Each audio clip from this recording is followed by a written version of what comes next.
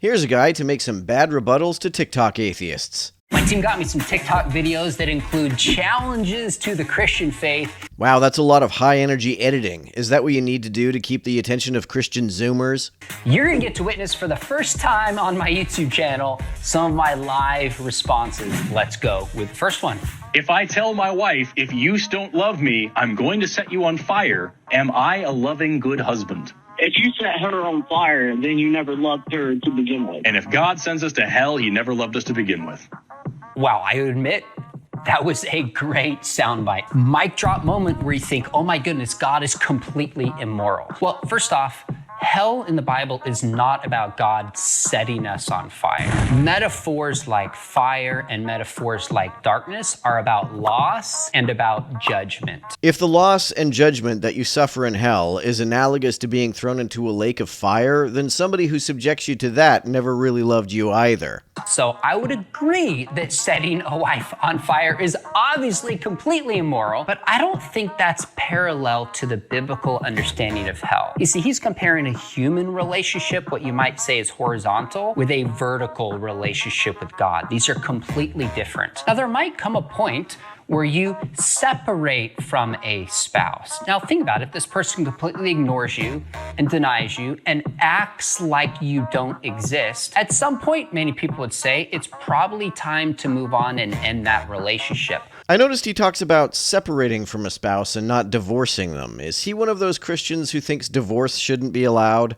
Well, that's true with a spouse. Seems to me that might also be true with God. If God wants to be in a relationship with us and has reached out, and yet people keep denying and rejecting him, at some point it might make sense for this God to say, fine, you don't want to have a relationship with me. The reality is, breaking a relationship with a human being horizontally is very different than breaking a relationship with God. The very one who gives us breath, the one who gives us life, the one who makes our existence possible. So God's going to allow us to reject him, but then feel the full weight of what rejecting him relationally is actually like. You know, the reason why alimony exists is because if a marriage ends between two people, one of whom is much wealthier than the other, we recognize that the wealthier person allowing their spouse to feel the full weight of rejecting them is intolerable to our consciences. This guy is describing God as though God acts like a jilted incel. I think the same argument that Forrest used applies. If God allows you to feel the full weight of rejecting him, then he never really loved you to begin with. Also, do people who reject God always understand what it's like to feel the full weight of doing so? If not, it seems odd that a God who loves everyone would make someone feel the full weight of rejecting him without informing them about what that's like. If people do know what the full weight of rejecting God feels like, and they still do so, then they clearly prefer hell over heaven. If hell is something that people who reject God knowingly prefer, then why does anyone need to be saved from it? Let's try another. Raise your hand if you've ever heard as a former Christian that Charles Darwin is of the devil. It's not that Christians can't be smart, it's that their ideology produces an unopened mind. That sphere of hell creates thought-terminating beliefs. Like, Charles Darwin is of the devil, evolution is of the devil, everything that doesn't conform to my preconceived notions about the world is of the devil. I don't actually disagree with you. There is a tendency among many Christians to do this. And we gotta stop. If Christianity is actually true, we have nothing to be afraid of by tough ideas.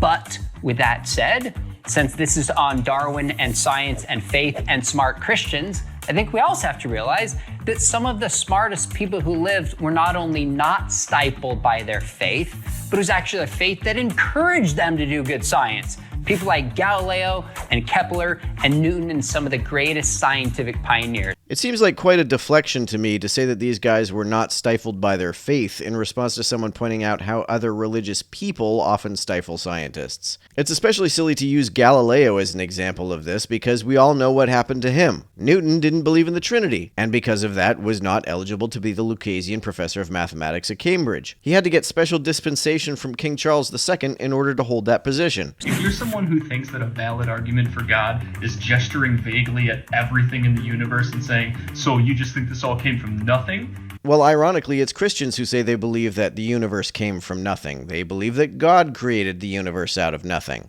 Please watch this video. I am begging you to watch this. The first issue with this argument is that it is a God of the gaps argument.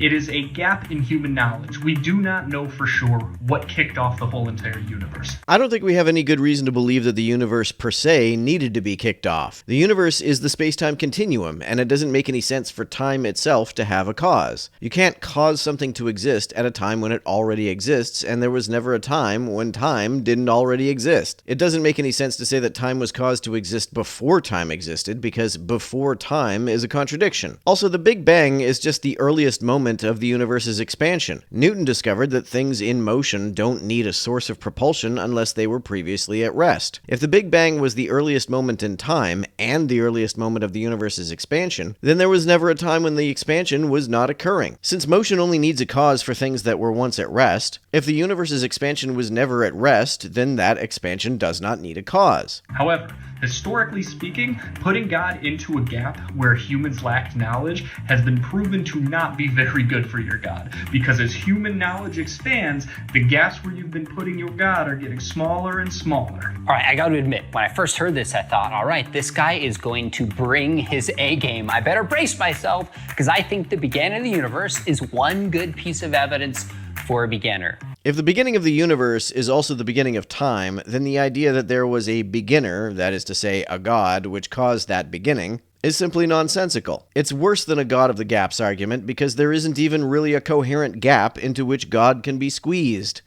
And then he defaulted back into the same old arguments that have been responded to for decades, namely God of the gaps. The argument from cosmology is not, we don't know how the universe began, therefore it must be God. No, the argument is worse. You're assuming that since the universe hasn't been around for an infinite amount of time, it must therefore have a cause. You're inferring a cause when no cause is even possible. That's not the argument. If Christians have made that, we need to formulate it differently. Rather, it begins with a recognition that the universe is finite. Time, matter, and space is not infinite, but finite, which raises the question, what's the best explanation? Not certain explanation, what's the best explanation for the origin of the universe? See? Apologists can't understand that something that has only been around for a finite time can exist without needing a cause, therefore they assume a cause of the gaps. Well, it can't be something physical because it sure seems that physical matter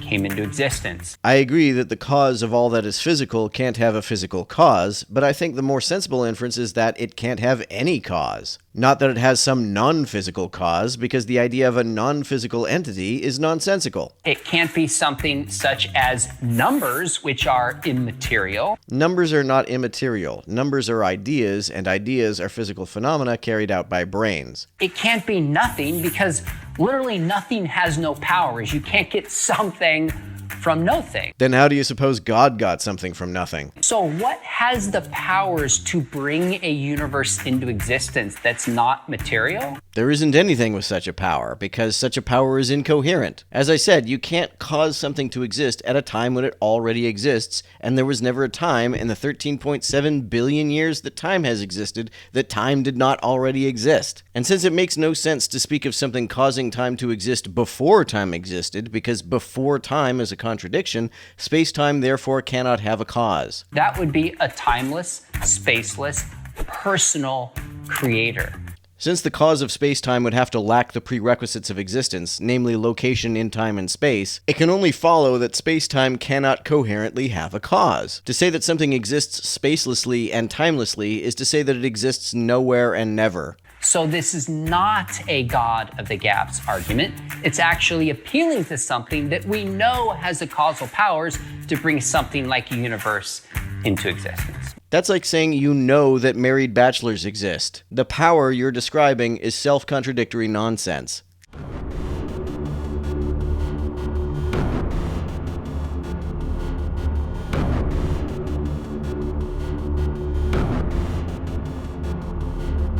To everyone who helps me out on Patreon, you're a big help. Thanks so much.